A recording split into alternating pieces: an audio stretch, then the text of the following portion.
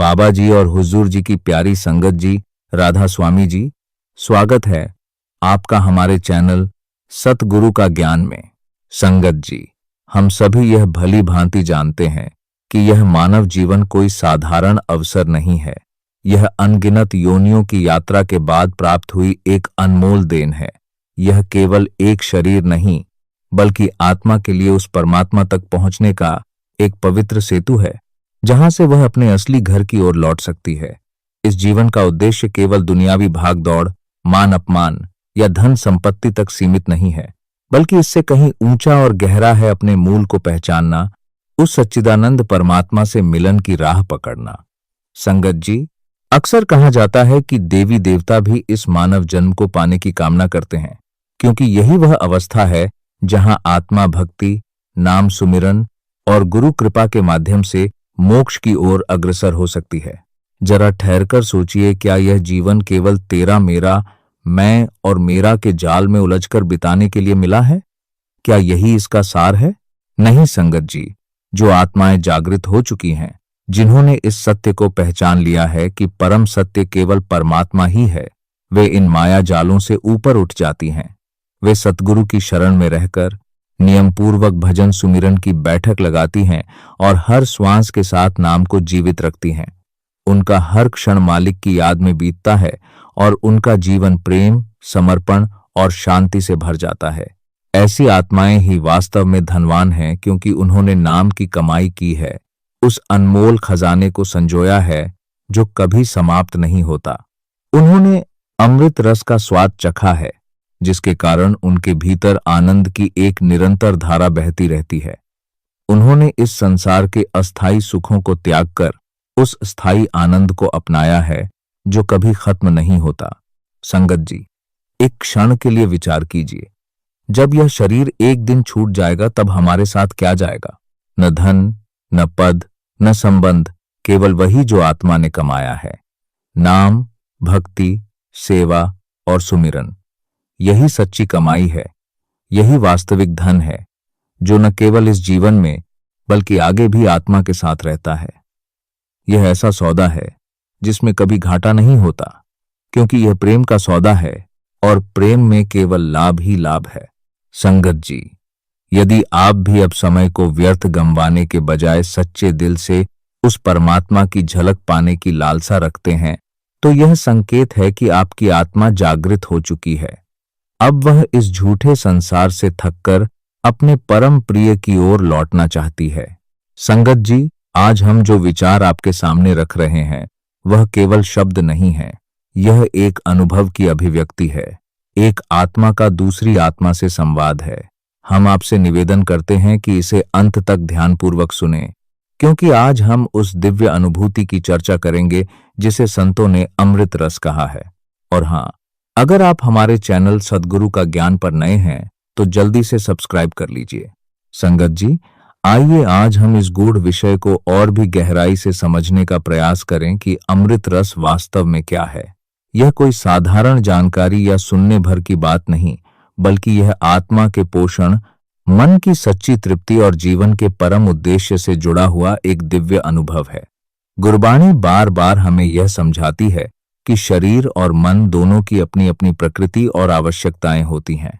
यह शरीर 5 तत्वों पृथ्वी, जल, अग्नि, वायु और आकाश से बना है, और इसकी खुराक है अन्न, जल, फल, सब्जियां आदि।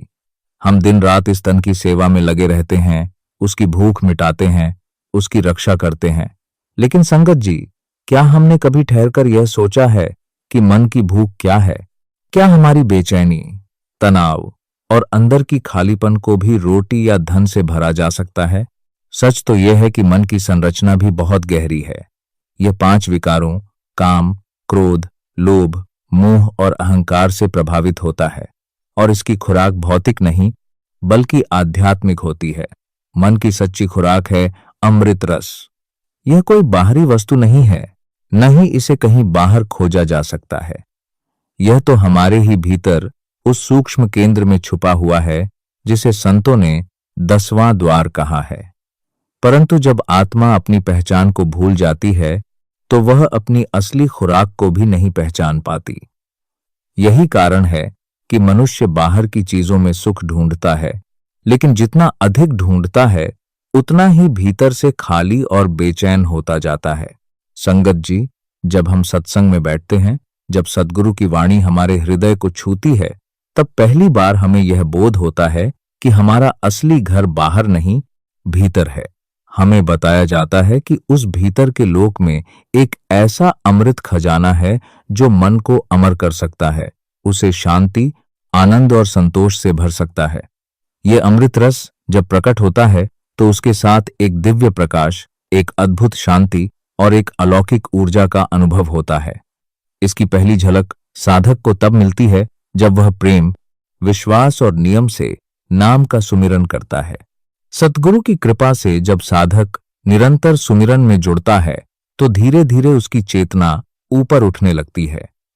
एक समय ऐसा आता है जब तालु क्षेत्र में एक मधुर, शीतल और अत्यंत आनंददायक अनुभव होने लगता है, जैसे कोई मीठी धारा भीतर बह रही हो। यह अमृत रस की पहली बूंद होती है। यह स्वाद शब्दों में नहीं बताया जा सकता, लेकिन यह संकेत अवश्य देता है कि अब मन को उसकी असली खुराक मिलने लगी है। सद्गुरु केवल उपदेश नहीं देते, वे अनुभव कराते हैं।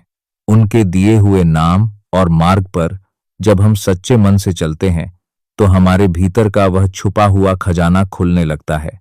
जैसे जैसे नाम का अभ्यास बढ़ता है, मन शुद्ध होता जाता है, उसकी चंचलता कम होने लगती है और वह धीरे धीरे शब्द में लीन होने लगता है।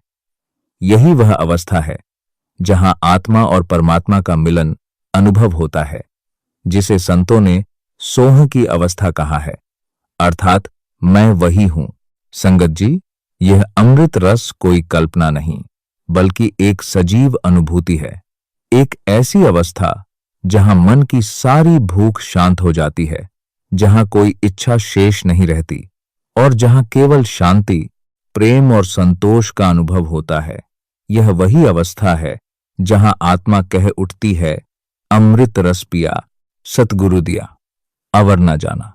बाबा जी ने हमें जो भजन सुमिरन का मार्ग दिया है, वह कोई बोझ नहीं, बल्कि हमारे जीवन का सबसे बड़ा उपहार है। यही वह मार्ग है जो हमें इस अमृत रस तक पहुंचाता है। यह रस हमें भीतर की यात्रा पर ले जाता है, हमारी चेतना को ऊपर उठाता है और हमें हमारे वास्तविक स्वरूप से मिलाता है। इसलिए संगत जी, यदि हम सच में अपने मन की भूख को शांत करना चाहते हैं तो हमें तन के साथ साथ मन की खुराक का भी ध्यान रखना होगा, और वह खुराक है नाम की कमाई, सुमिरन की निरंतरता और गुरु की अटूट कृपा। जब ये तीनों एक साथ जुड़ते हैं तब अमृत रस अपने आप भीतर प्रकट होने लगता है, और वही है आत्मा की सच्ची तृप्ति, वही है जीवन की असली सफलता। संगत जी, क्या आपने कभी सोचा है कि हमारे भीतर ही एक ऐसा दिव्य स्रोत छिपा है जहां से अमृत रस की पहली बूंद प्रकट होती है? यह कोई बाहरी अनुभव नहीं, बल्कि हमारी चेतना की गहराइयों में घटने वाला एक अत्यंत सूक्ष्म और पवित्र अनुभव है। जब साधक ध्यान में गहराई तक उतरता है तो मुंह के तालु क्षेत्र में एक विशेष प्रकार की अनुभूति जागृत होने लगती है। कभी हल्का कंपन, कभी मधुर स्वाद और कभी किसी तरल रस की उपस्थिति। यही वह स्थान है जहां से अमृत धारा का आरंभ माना गया है। यह क्षेत्र मस्तिष्क और मुंह की छत के बीच स्थित एक सूक्ष्म केंद्र है, जिसे योगियों ने भंवर गुफा के रूप में अनुभव किया है। एक ऐसा आंतरिक द्वार जो साधक को परम आनंद और दिव्य चेतना की ओर ले जाता है।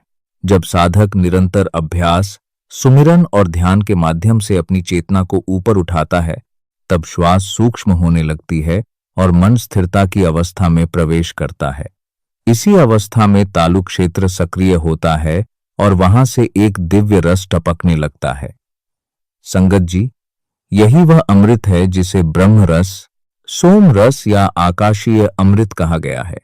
यह कोई साधारण स्वाद नहीं, बल्कि एक ऐसी सूक्ष्म ऊर्जा है जो आत्मा को भीतर से तृप्त करती है और उसे परमात्मा से जोड़ने का माध्यम बनती है।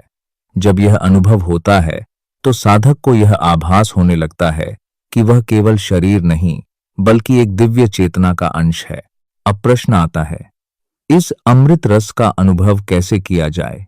संगत जी, यह केवल इच्छा करने से नहीं मिलता, बल्कि इसके लिए निरंतर अभ्यास, सच्ची श्रद्धा और समर्पण की आवश्यकता होती है। इसका मार्ग है सूरत को भीतर की ओर मोड़ना, यानी अपनी चेतना को बाहरी दुनिया से हटाकर अंतर की ओर ले जाना।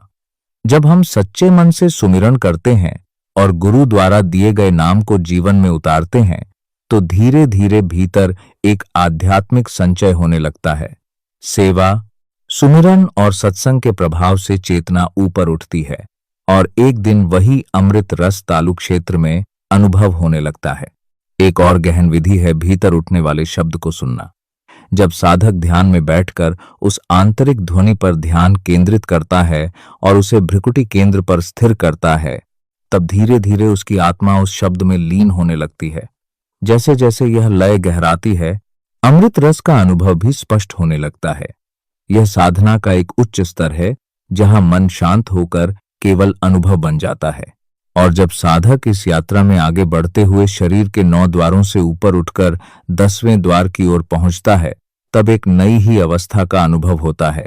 वहां पहुंचकर मन पूर्ण रूप से शांत हो जाता है।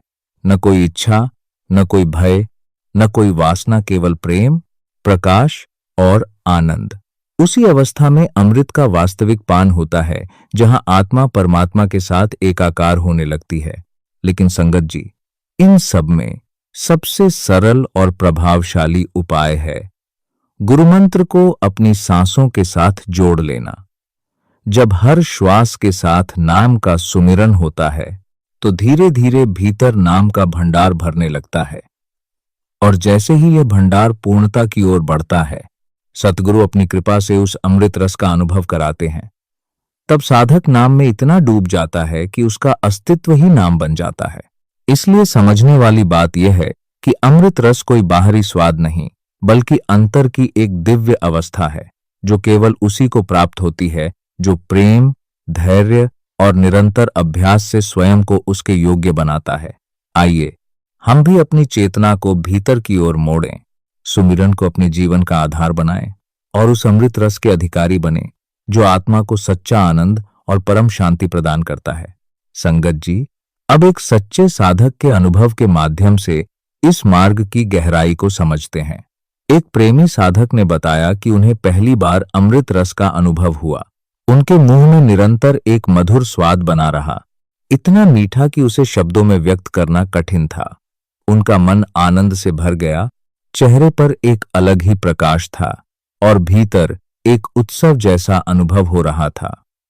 वर्षों की साधना के बाद यह अनुभव उन्हें मिला था, इसलिए उन्होंने सोचा कि अब और अधिक प्रयास करके इसे स्थायी बना लिया जाए।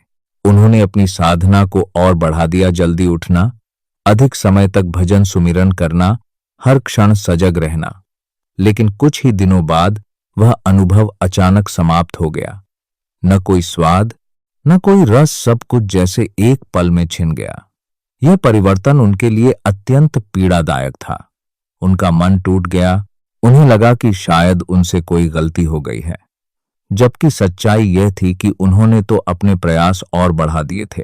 संगत जी, यह स्थिति केवल एक साधक की नहीं, बल्कि उस हर व्यक्ति की है जो सच्चे प्रेम से इस मार्ग पर चलता है। हमें यह समझना होगा कि यह मार्ग अनुभवों को पकड़कर रखने का नहीं, बल्कि प्रेम और समर्पण में स्थिर रहने का मार्ग है। जो अनुभव हमें मिलते हैं, चाहे वह अमृत रस हो, शब्द धुन हो, दिव्य प्रकाश हो, ये सब केवल संकेत हैं कि हम सही दिशा में जा रहे हैं, लेकिन ये अंतिम मंजिल नहीं है।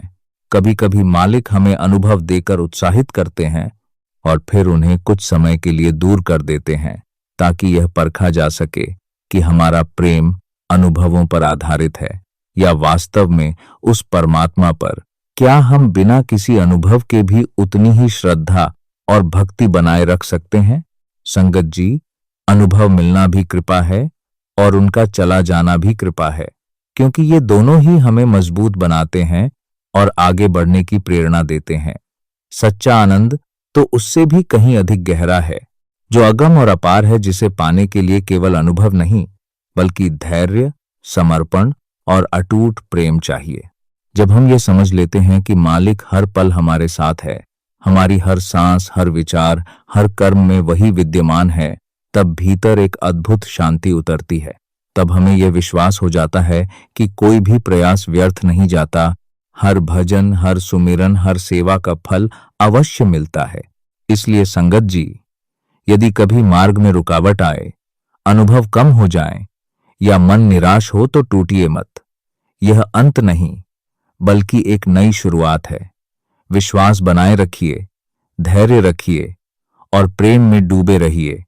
जो आपने चखा है वह उसकी कृपा थी, और जो आगे मिलने वाला है वह उससे भी कहीं अधिक गहरा और दिव्य होगा। आगे बढ़ते रहिए, क्योंकि मंजिल दूर नहीं है और मालिक हर कदम पर आपके साथ है। संगत जी, आइए समझते हैं अमृत धारा के सक्रिय होने के वे सूक्ष्म संकेत, जो ये दर्शाते हैं कि साधना अब केवल प्रयास नहीं रही, बल्कि अनुभव का रूप लेने लगी है। जब यह दिव्य धारा भीतर जागृत होती है तो ध्यान के दौरान तालु क्षेत्र में हल्का सा दबाव, कंपन या स्पंदन महसूस होने लगता है, मानो वहां कोई सूक्ष्म शक्ति सक्रिय हो रही हो। कई बार बिना किसी बाहरी कारण के मुंह में मधुर स्वाद आने लगता है या भीतर किसी तरल रस के बहने जैसी अनुभूति होती है। यह साधारण अनुभव नहीं, बल्कि अंतर से प्रकट हो रही उस अमृत ऊर्जा की पहली झलक होती है। ऐसे क्षणों में साधक को अनायास ही बार बार निगलने की क्रिया होने लगती है, क्योंकि भीतर कुछ बह रहा होता है जिसे आंखों से नहीं देखा जा सकता, पर आत्मा स्पष्ट रूप से अनुभव करती है।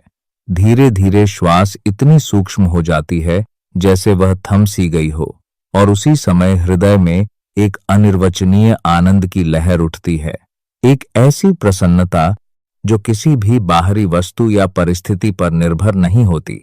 संगत जी, ये सभी संकेत इस बात के प्रतीक हैं कि साधक अब उस अवस्था के निकट पहुंच रहा है जहां आत्मा अमृत रस के अनुभव के लिए तैयार हो चुकी है। अब प्रश्न यह उठता है कि यह अनुभव वास्तव में कैसा होता है और इस दिव्य स्थिति तक पहुंचने की प्रारंभिक साधना कैसे की जाए। जब साधना गहराने लगती है, मन की गति मंद होकर लगभग रुक जाती है और श्वास अत्यंत सूक्ष्म हो जाती है, तब शरीर एक अद्भुत हल्केपन से भर उठता है। ऐसा प्रतीत होता है मानो देह का भार समाप्त हो गया हो और साधक किसी अदृश्य शक्ति में तैर रहा हो। मस्तिष्क में गहन शांति का अनुभव होता है, ऐसी शांति जिसे न शब्दों में बांधा जा सकता है, न किसी तर्क से समझाया जा सकता है। यह न केवल शांति है, न केवल शून्यता, यह एक आनंदमय स्थिति है जिसे योग शास्त्रों में रसावादन कहा गया है, अर्थात उस दिव्य अमृत का स्वाद लेना जिसे केवल आत्मा ही पहचानती है। यह अनुभव साधारण सुख से परे है, यह आत्मा की अपनी पहचान का स्पर्श है। उसी क्षण साधक की चेतना देह की सीमाओं को लांघकर अनंत की ओर प्रवाहित होने लगती है, जैसे कोई नदी अपने स्रोत से निकलकर सागर में विलीन होने को आतुर हो। संगत जी, यदि हम इस अवस्था की ओर बढ़ना चाहते हैं तो प्रारंभिक साधना सरल होते हुए भी अत्यंत गहन है। सबसे पहले नियमितता को अपनाना आवश्यक है। प्रतिदिन कम से कम 30 मिनट ध्यान में बैठने का अभ्यास करें। शुरुआत में आप मंत्र जप कर सकते हैं या अपनी श्वास पर ध्यान केंद्रित कर सकते हैं। सिर्फ उसे देखना, उसे नियंत्रित नहीं करना। धीरे धीरे यह अभ्यास भीतर एक सूक्ष्म ऊर्जा को सक्रिय करता है। यह ऊर्जा नाभि से ऊपर उठते हुए आज्ञा चक्र और सहस्त्रार तक पहुंचती है और फिर उसी प्रवाह में तालु क्षेत्र में लौटती है। जब यह चक्र पूर्ण होता है तो वही ऊर्जा अमृत रस के रूप में अनुभव होने लगती है। प्राचीन योगियों ने इसे श्वासों की माला कहा है, जहां हर श्वास एक मोती है और हर सुमिरन उस माला का धागा। जब यह माला पूर्णता की ओर बढ़ती है, तब साधक को अमृत का प्रथम स्वाद प्राप्त होता है। यह कोई कल्पना नहीं, बल्कि एक जीवंत अनुभव है जो हर उस व्यक्ति के लिए संभव है जो श्रद्धा और निरंतरता के साथ इस मार्ग पर चलता है। अब एक अत्यंत गहरा प्रश्न, क्या अमृत रस का अनुभव ही मुक्ति है? संगत जी, इसका उत्तर सीधा नहीं, बल्कि समझ और अनुभव की गहराई में छिपा है। अमृत रस का अनुभव एक महान संकेत है। अमृत रस का अनुभव यह दर्शाता है कि साधक की चेतना अब स्थूल से सूक्ष्म की ओर अग्रसर हो चुकी है। यह उस अवस्था की झलक है जहां साधक 9 द्वारों से ऊपर उठकर 10वें द्वार की ओर बढ़ रहा है। लेकिन यह अंतिम मंजिल नहीं, बल्कि उस दिशा में एक महत्वपूर्ण पड़ाव है। सच्ची मुक्ति एक अवस्था है, जीवित अवस्था, जहां आत्मा अपने भीतर के सभी विकारों, वासनाओं और अहंकार से मुक्त हो जाती है, जहां मैं और मेरा का भाव समाप्त हो जाता है और केवल समर्पण शेष रह जाता है। जब हर श्वास से यह भाव निकलता है, सब तेरा प्रभु, सब तेरा, तब साधक उस आंतरिक स्वतंत्रता को अनुभव करता है जिसे मुक्ति कहा जाता है। उस समय मन की चंचलता समाप्त हो जाती है, उसकी भूख शांत हो जाती है, क्योंकि उसे वह रस मिल चुका होता है जिसकी उसे सदा से तलाश थी। परंतु संगत जी, पूर्ण और अंतिम मुक्ति तब होती है जब आत्मा नाम में पूर्णतः लीन हो जाती है, वही नाम जो सद्गुरु की कृपा से प्राप्त होता है। जब आत्मा और परमात्मा में कोई भेद नहीं रह जाता, तब वही अवस्था आती है जिसे संतों ने इस प्रकार व्यक्त किया है। सूरज किरणी मिले, जल का जल हुआ राम, ज्योति ज्योति रली, संपूर्ण थिया राम। अर्थात जैसे सूर्य की किरण सूर्य में विलीन हो जाती है, जैसे जल जल में मिल जाता है, वैसे ही आत्मा परमात्मा में लीन हो जाती है और वहीं जन्म मरण का चक्र समाप्त हो जाता है। गुरुबाणी भी यही सत्य प्रकट करती है। हरिजन हरि हरि नाम समाने, दुख जन्म मरण भव खंडा है।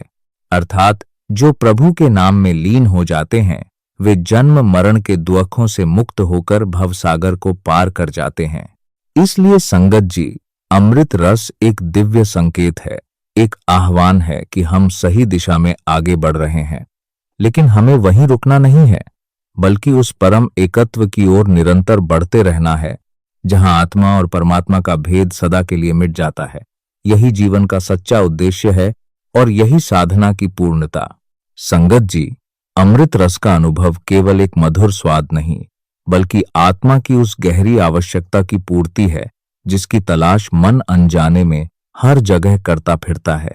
जब यह दिव्य रस भीतर प्रकट होता है, तो मन को उसकी असली खुराक मिलने लगती है, और जैसे ही यह खुराक मिलती है, विचारों का शोर धीमा पड़ने लगता है, वासनाएं शिथिल होने लगती हैं और अहंकार की पकड़ ढीली पड़ जाती है।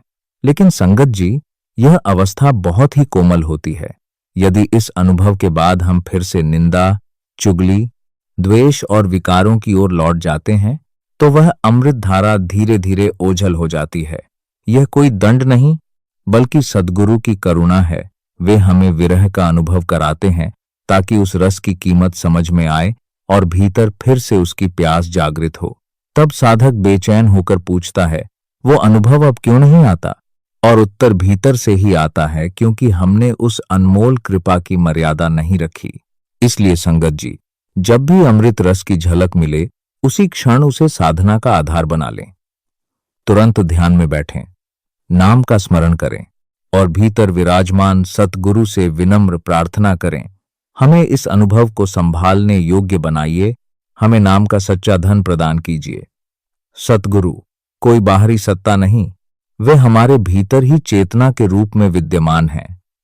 हमें अपने जीवन और व्यवहार से यह दिखाना होता है कि हम उस खजाने के योग्य बनने की कोशिश कर रहे हैं।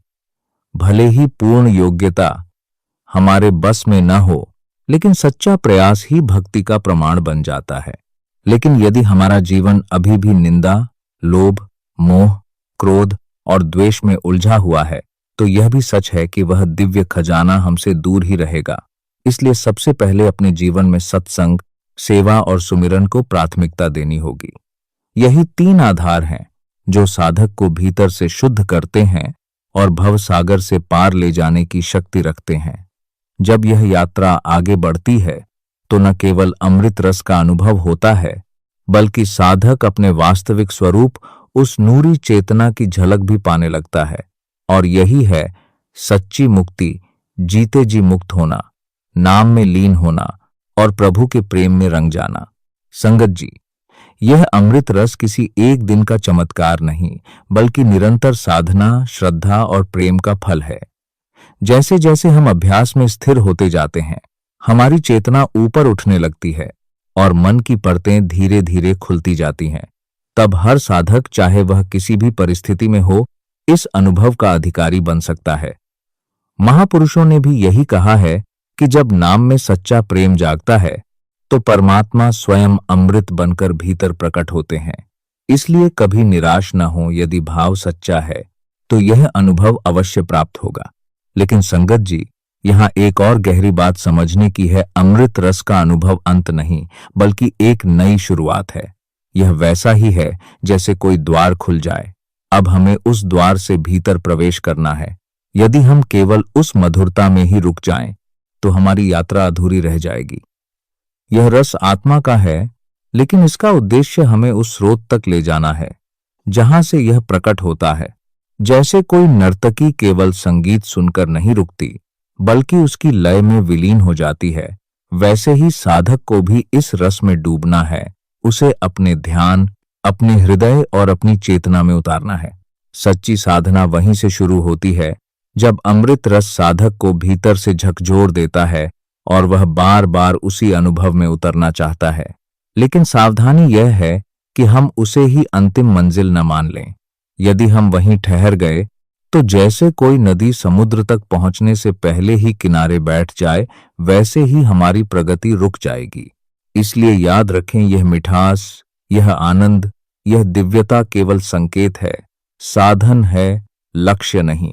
लक्ष्य है परमात्मा में पूर्ण मिलन, जहां आत्मा और परमात्मा में कोई भेद न रहे। संगत जी, कई साधक इस मधुर अनुभव में ही रुक जाते हैं क्योंकि मन को उसमें बड़ा रस मिलता है। लेकिन महापुरुष समझाते हैं, यह भी एक द्वार है, एक निमंत्रण है आगे बढ़ने का।